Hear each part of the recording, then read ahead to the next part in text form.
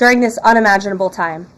First, within moments of the collision, the President and his newly appointed team were in immediate communication.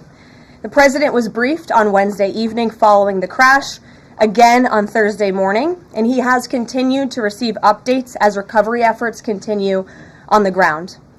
The President, as you know, took time to address the nation yesterday afternoon.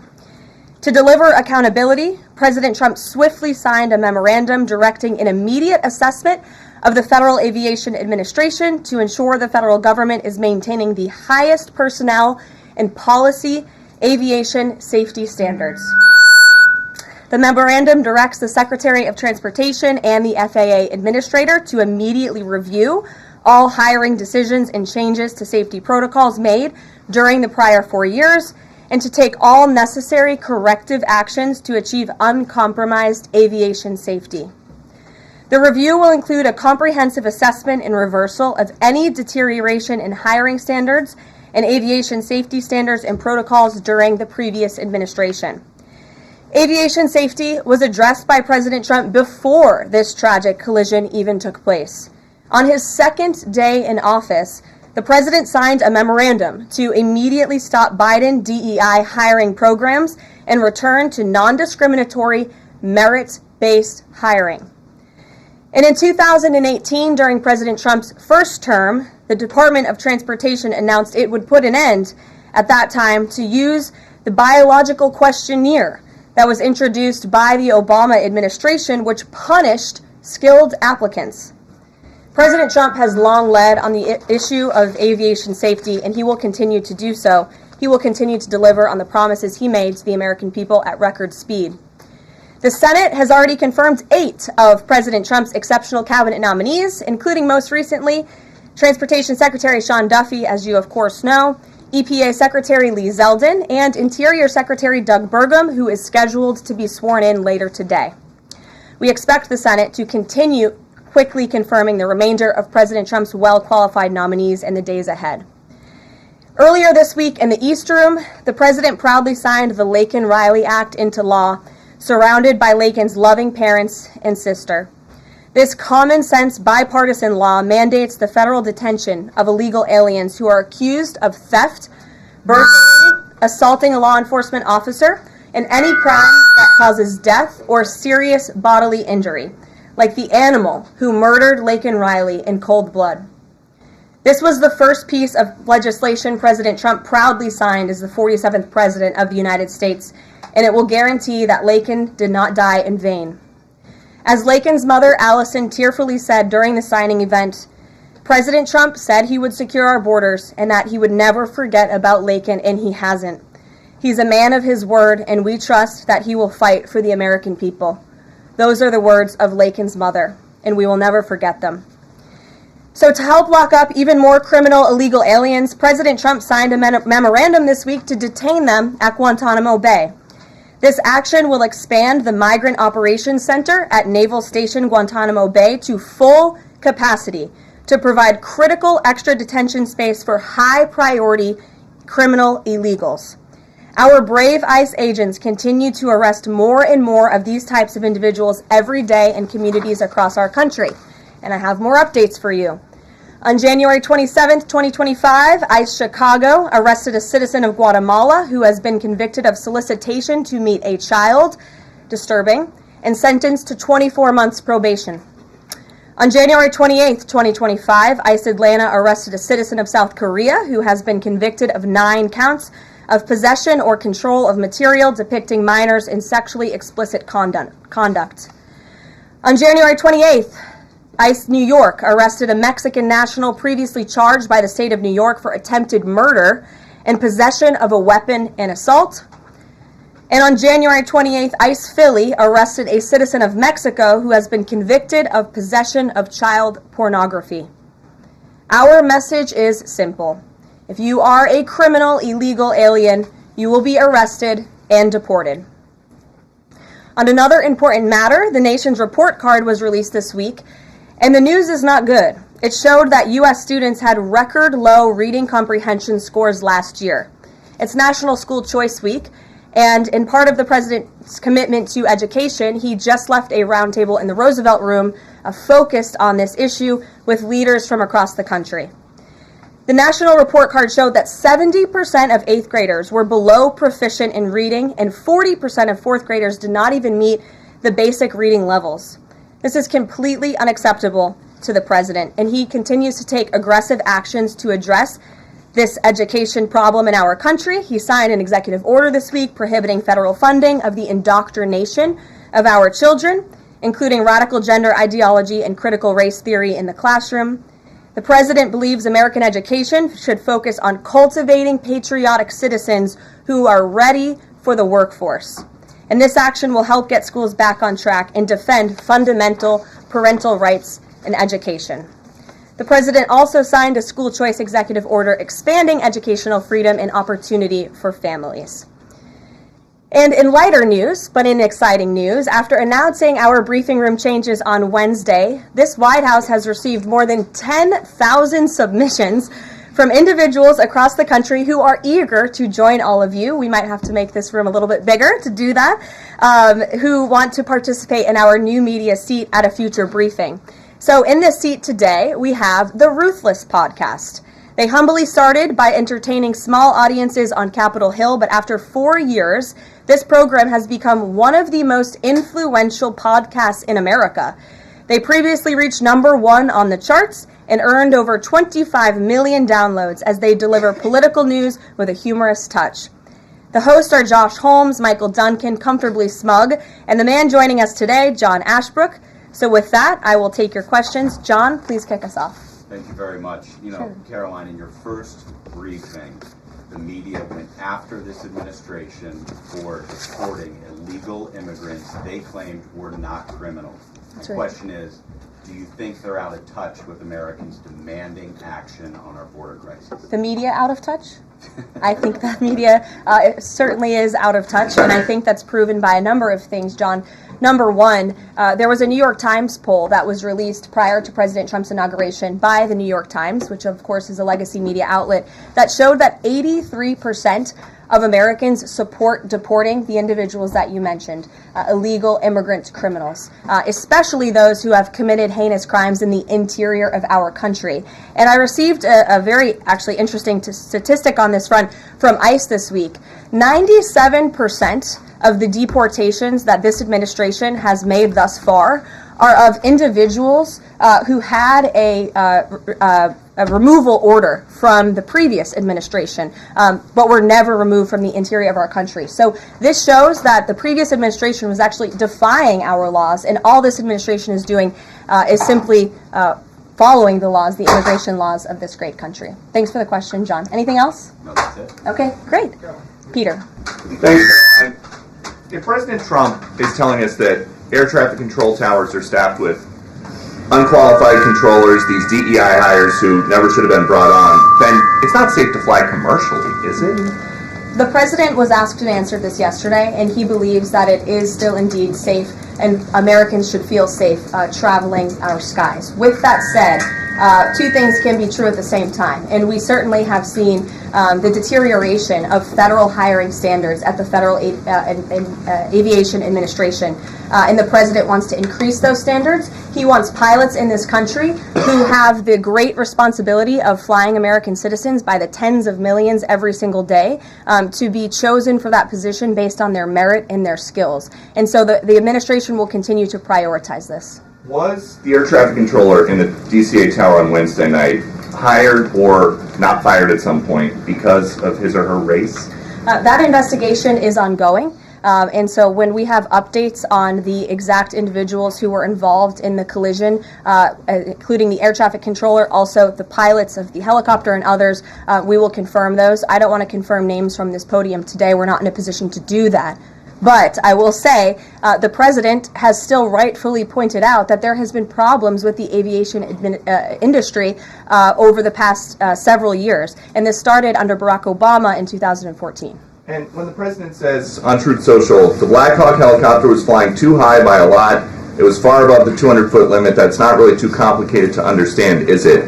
Is he suggesting a helicopter malfunction or a crew error or a crew doing this intentionally? No, the president is simply stating what he said in that True Social post, which is that the helicopter was flying higher than it should have been, which is one of the reasons that led to this collision, and the other reasons for that are still being investigated, and I will let that investigation play out. Kelly. Some of our colleagues have obtained a memo from the Defense Intelligence Agency that talks about not holding any activities or programming related to Black History Month to be in line with the president's views on diversity, equity, and inclusion. Does the president plan to have a proclamation about Black History Month? In his first term, each of the 4 years of his term, he did so and called on those in government to have programming activities and celebrations. Is he going to do that this year? Yeah, the president looks forward to signing a proclamation celebrating Black History Month. I actually spoke with our great staff secretary. It's in the works of being approved, and it's going to be ready for the president's signature to signify the beginning of that tomorrow. If an agency is calling off those kinds of activities in an attempt to be in alignment with the president's views on DEI and other things, should they adjust that now and have those programs and make those celebrations however they see fit in the office? The president is leading here at the White House, and I'll leave it to the proclamation that he will sign very soon. Mary, great to see you. Thanks for having us. So I wanted to follow up on the gender executive orders you mentioned. First of all, we know that President Trump has taken a bunch of steps to protect children from irreversible transgender procedures. Is he interested in backing congressional legislation on this point? And does the Trump administration have interest in investigating doctors who perform these irreversible procedures on kids, such as a double mastectomy on a minor girl?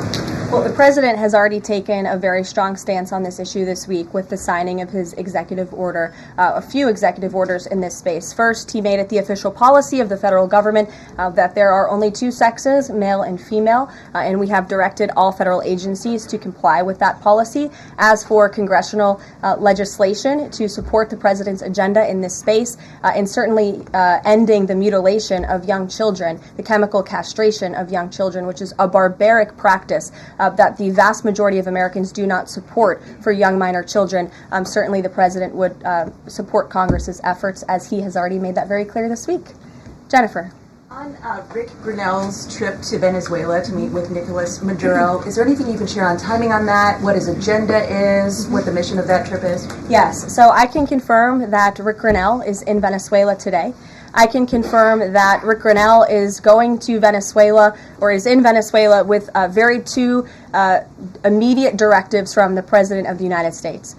Number one, Rick Grinnell has been instructed to identify a place and ensure that repatriation flights of Tren de Aragua members, Venezuelan nationals who have broken our nation's laws, will land in Venezuela. As I said at this podium a few days ago, we expect every nation on this planet to cooperate with the repatriation of our citizens, and so Rick Grinnell is in Venezuela to ensure that can continue. And number two, Rick Grinnell is in Venezuela to ensure that all U.S. detainees in Venezuela are returned home. That's his mission, and I will provide a readout after this trip. On Bob Menendez, can you tell us if anyone has approached the White House or the president about a pardon or a commutation?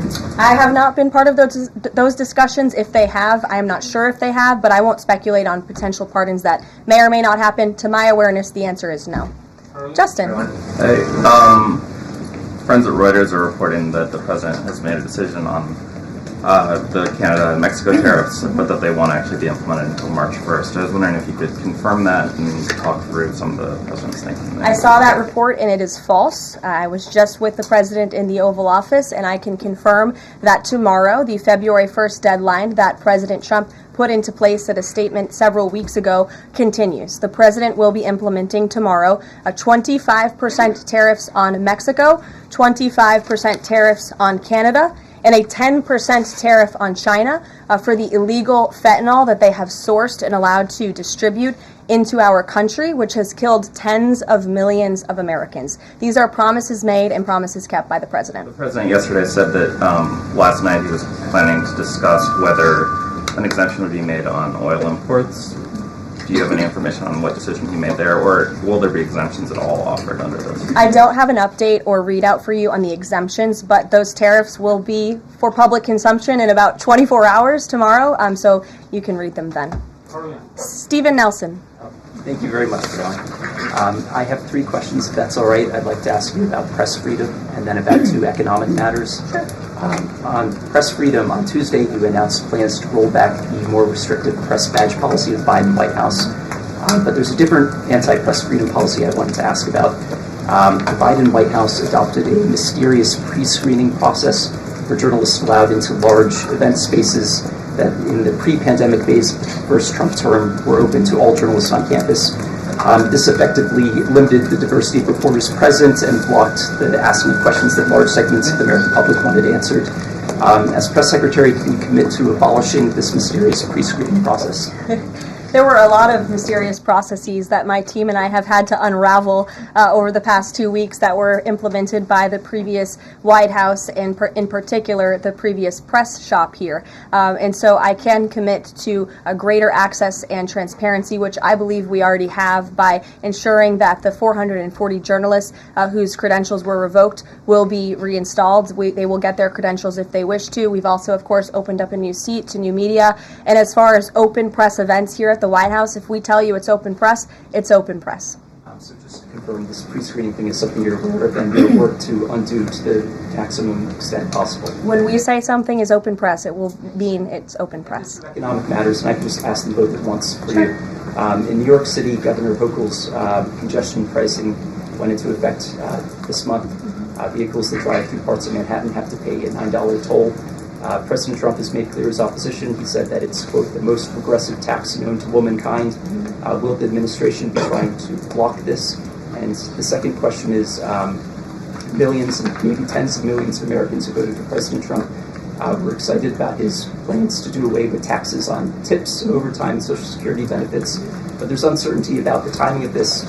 So can you clarify for them when this is going to happen? And does President Trump want to see all 3 of those in the first batch of legislation early this year? Well, to answer your question in one swoop, I will say that President Trump is committed to lowering taxes for Americans, cutting taxes for Americans. As for congestion pricing in New York, I do know that the president spoke with Governor Hochul about that. I don't have any, actions, so to speak, to read out for you on that issue today. Number 2, when it comes to no taxes on tips and Social Security, the president has made it very clear to our allies on Capitol Hill that is a critical piece of this reconciliation package, and he expects that his tax cuts from 2017, which put a lot more money back into the American people's pockets, those must be implemented, and no tax on tips. The president is intent on delivering on that promise, and he will get it done. And overtime also as part of reconciliation? Yes.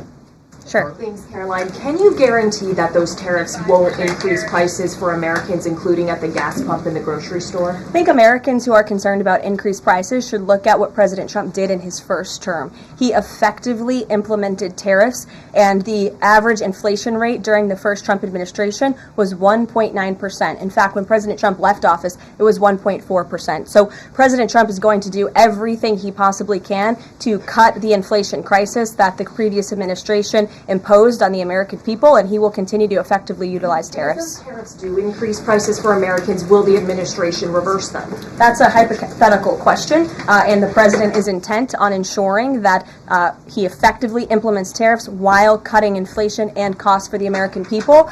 And, the media has this way of just looking at everything in a microscope rather than looking at the whole of government economic approach that this president is taking. He will effectively implement tariffs. He's also, as I just answered from Stephen's question, committed to tax cuts. He's also clearly committed, as evidenced by his executive orders, to unleashing the might of our energy industry, which we know will eventually drive down inflation. And all the other economic measures that this president has made will have a Trump incoming economic boom, just like we saw in our first term. And has the White House found any Fox Business, yes. Thanks, Caroline. You're welcome. Justin Trudeau, the Canadian Prime Minister, said today that if the U.S. imposes tariffs, he will respond and he will not relent until the tariffs are removed. Are we seeing the start of the trade war with Canada?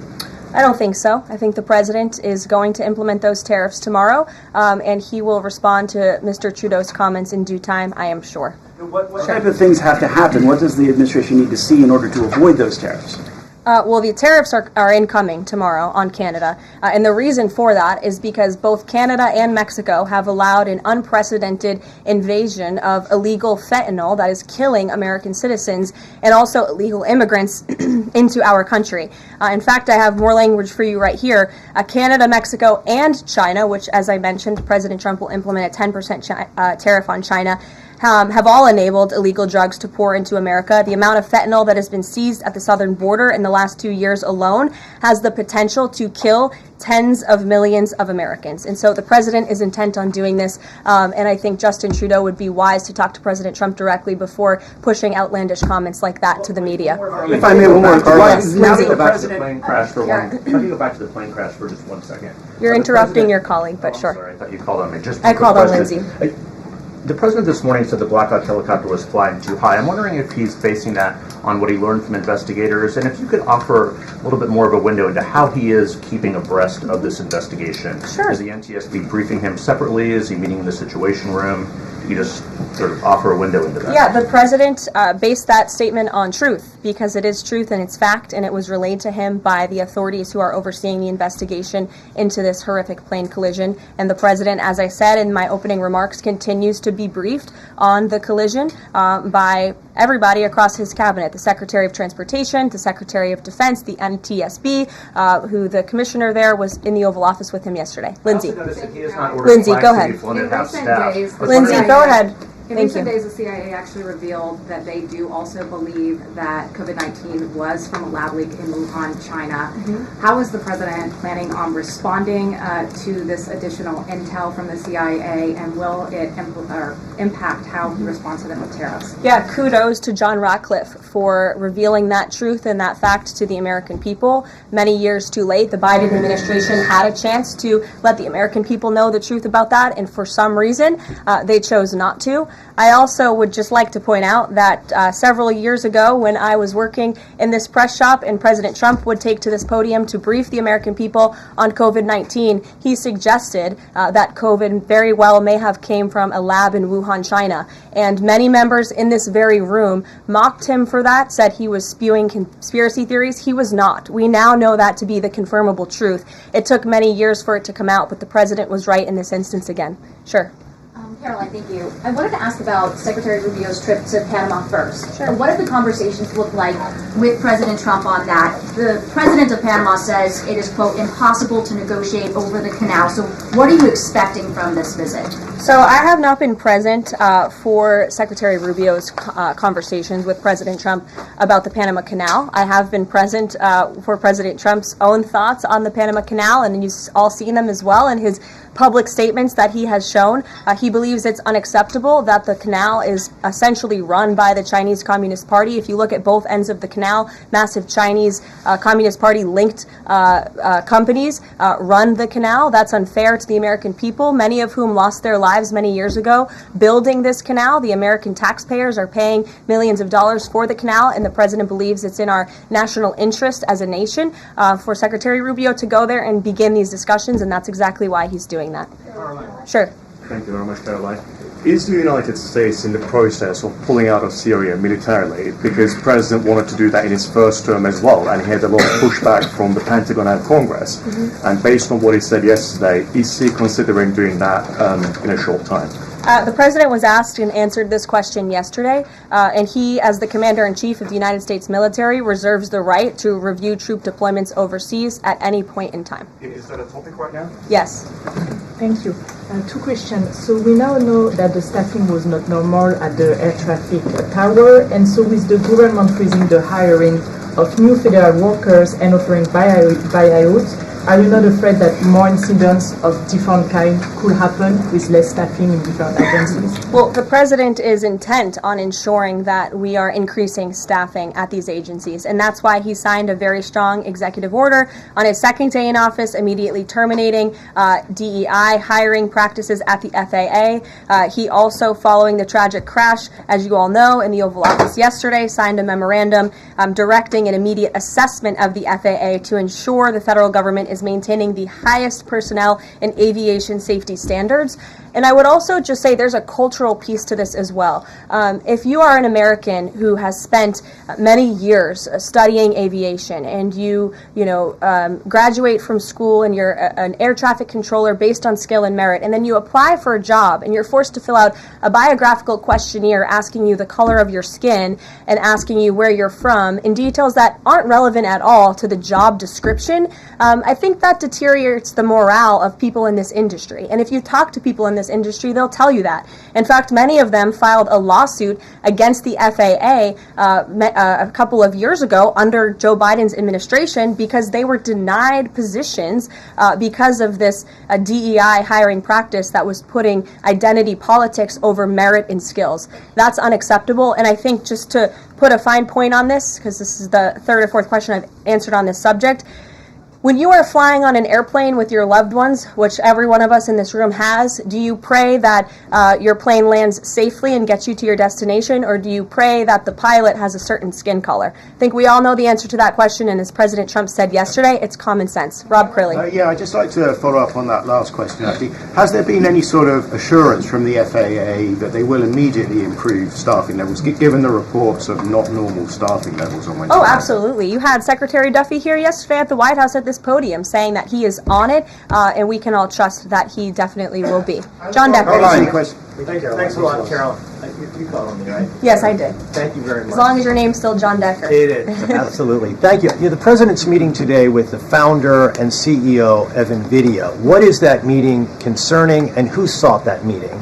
I don't have details on this. It's a private meeting. It will take place at 2:30 p.m. I'll try to get there in time, and I can let you know after. How's that?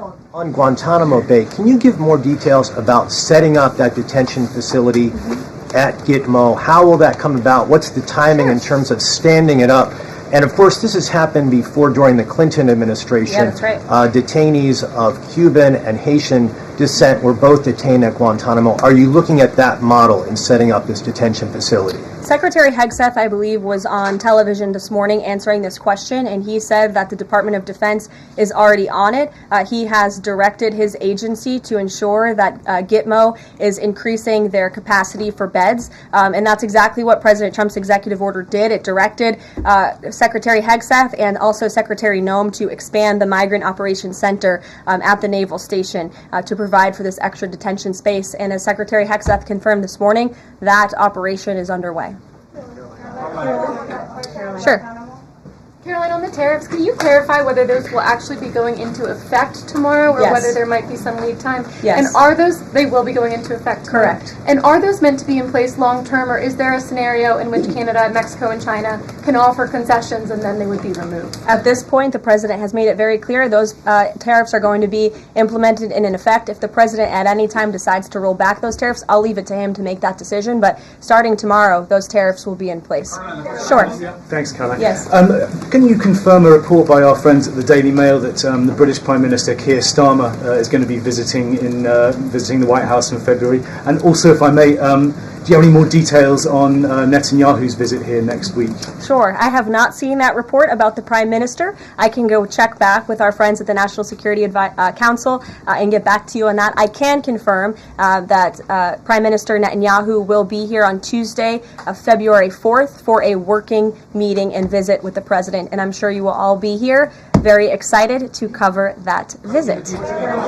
Sure. Daniel. Thank you, Caroline. You're welcome. Back on the Guantanamo Bay subject, specifically, obviously, why does the president feel like that's the best location or a good location to make sure that Americans are safe from violent, illegal migrant crime?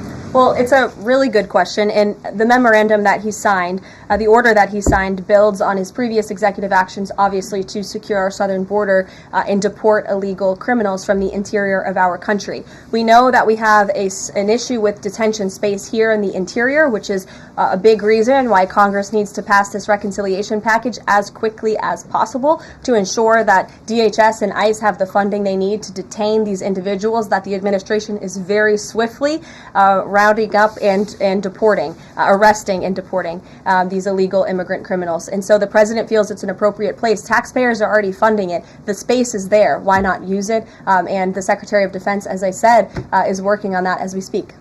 Sure. Yes. Thank you so much for having me here and answering your question. So I want to talk more about the success that ICE is having finding these violent criminal aliens, some of them being sexual predators. But my friend Ben Bergquam reports that the Chicago mayor and the Illinois governor are preventing ICE agents from going into jails and prisons to enforce detainers against illegal aliens. In Maryland, the Attorney General has also put out a memo hindering local police cooperation with ICE. Does the administration have any comment on leftist state and local officials defying ICE and Trump's deportation efforts? Yeah, I think it's very interesting that Democrat officials in these cities who have been completely overrun and overwhelmed by illegal immigrant criminals would refuse support and help to cure this problem that has especially taken over their cities. I guess they don't want to admit they've been wrong with their sanctuary city policies. I'm not sure. You'll have to ask them about their intentions, but they would be very wise to comply with this administration because this administration is hell-bent on enforcing our nation's immigration laws, and this administration will continue to arrest and detain and deport illegal migrant criminals. And what we won't do is defy our nation's immigration laws like the previous administration, who had these orders of removal on illegal immigrants across the country and were refusing to execute on them. We will continue to remove illegal criminals from our nation's interior. Are these sanctuary city leaders, are they violating the law? I would certainly think so. I'd have to check back on which specific law they're violating, but certainly if they're not enforcing our nation's immigration law, sounds like they are breaking the law. And I would also add that their constituents don't approve of that. You've seen residents in Chicago show up at their city council meetings infuriated with their leadership in that city because they are working very hard to provide for their families. They want public safety and law and order, and their officials have abandoned those very basic American principles in these cities. And the American people want law and order. It's, again, an overwhelmingly popular policy to deport illegal criminals from our nation's interior, and this administration will continue to affect that goal. Sure. A question on Colombia. We just interviewed Colombian President Gustavo Petro, and he insisted that he's not going to take any Colombian deportee from the U.S. if they arrive in South America handcuffed. How this administration responds to that? When did the Colombian president make those remarks? During an interview with us at Univision. Well, I will share those with the President of the United States, and I will get back to you on his response. What happens if Nicolas Maduro? Caroline, there are more than 150,000 disabled Americans who are working today. The president talked a lot yesterday about hiring the best and the brightest to work in the federal government.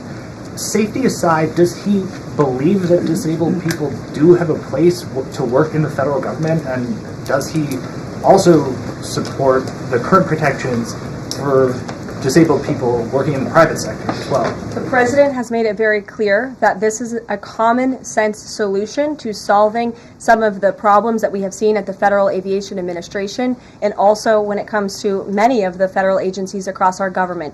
People should not be hired based on their disabilities, based on their skin color, their gender, their race. None of that matters. What matters to this president and this administration is how well you can do your job, and the American people agree with that sentiment. So it's about competence, skill, and merit. And so the president is focused on ensuring that the most competent individuals, the best and the brightest in this country, are in positions in this federal government, especially when it comes to public safety. Can't overemphasize the importance of those jobs. Sure. On her question before, President Trump is holding China accountable on fentanyl by ramping up tariffs. So how is President Trump planning to hold China accountable on COVID origins? I haven't spoken to the president about the COVID origins specifically in regards to any actions he may or may not take when it comes to China, but as I have previewed quite a few times today, he will be implementing a 10% tariff on China tomorrow. Sure. Hi. Has the president made up his mind about a timeline for tariffs on the EU? No, he has not. Will it be a one-size-fit-all, or will it be differentiated among the governments? I won't get ahead of the president on tariffs when it comes to the European Union. What I can tell you, again, is that the president will be implementing 25% on Canada, 25% on Mexico, 10% on China tomorrow for the reasons that I have repeatedly laid out in this briefing. Newsmax, go ahead. Yes. Thank you so much. No, the gentleman behind you. James Rosen. Yes, James. Thank you. Thank you, Caroline. Two quick questions on foreign policy, and then one very long and tedious and ponderous Rosen question thereafter. First, on Iran, we've heard very little about the president's forthcoming Iran policy besides his determination to prevent that nation from achieving a nuclear weapons capability. Is it the president's objective, short of the use of U.S. military force, to use the broad array of his powers to try to hasten the end of the Iranian regime? I think the president has actually made his position on Iran very clear, and he made that clear when there were the negotiations about the ceasefire, which we know obviously is now in place, and the deadline on that ceasefire has continued. He said that Hamas and Iranian-backed terrorists would have hell to pay if that ceasefire didn't move forward, and then quickly thereafter it did. I also do have news on the hostage front, which I'm very surprised nobody asked about this because it is big news story. And the White House applauds the release of 8 additional hostages from Hamas captivity, thanks to the ceasefire deal secured by President Trump. 3 Israeli and 5 Thai nationals are being reunited with their families and their loved ones after being held in unspeakable conditions for over 15 months. And the president remains committed to the release of all remaining hostages, and they should have never been taken by the brutal terrorist group Hamas in the first place. And I think President Trump's working meeting with the Israeli Prime Minister next week emphasizes his continued support for Israel and ensuring that brutal terrorists in that region have hell to pay. Sure. Can I just finish the other 2 questions? Sure. I know you want the long, ponderous Rosen one. But first, on the Grinnell trip, as you know, under the previous administration, the U.S. recognized the opposition candidate in last year's elections, Edmundo Gonzalez, now exiled, as the legitimate president of Venezuela. Does the president's dispatching of Ambassador Grinnell to negotiate directly with President Maduro today mean that the U.S. now officially recognizes President Maduro as the legitimate president of Venezuela? Absolutely not. As I made it very clear, former ambassador and now special envoy Rick Grinnell is going to Venezuela with 2 very clear directives. Make sure that Tren de Aragua members, of which there are 400 currently in custody, are repatriated back to Venezuela, and that all United States detainees return home. Thank you very much, guys. Just on the president's use of language in this room yesterday, sure. And without seeking to cast myself as some kind of moral exemplar because it's rather late in the day to try. Nonetheless, this was an event yesterday that began with a moment of silence for the victims of the air crash and the president's own invocation of, quote, a loving God. And then he uncorked that expletive to insult a former cabinet officer. It was the same expletive that I saw him use in East Room in 2020 when he famously held up the Trump acquitted headline. My question is, if you could shed any light for us on how the president perceives his use of public profanity, which is a practice that certainly sets him apart from all of his predecessors. Does he regard it as an effective communications device, part of his appeal, or is it something that he lapses into inadvertently, perhaps in times of frustration and later regrets? I think one of the things that the American people love most about this president is that he often says what they are thinking, but sometimes lack the courage to say themselves. And I think yesterday at this podium, you heard President Trump express great frustration, perhaps even anger, with the previous administration's policies, many of which have led to the crises that our country is currently facing and that this president is focused on fixing. Thank you guys very much. Have a great weekend. We'll see you next week.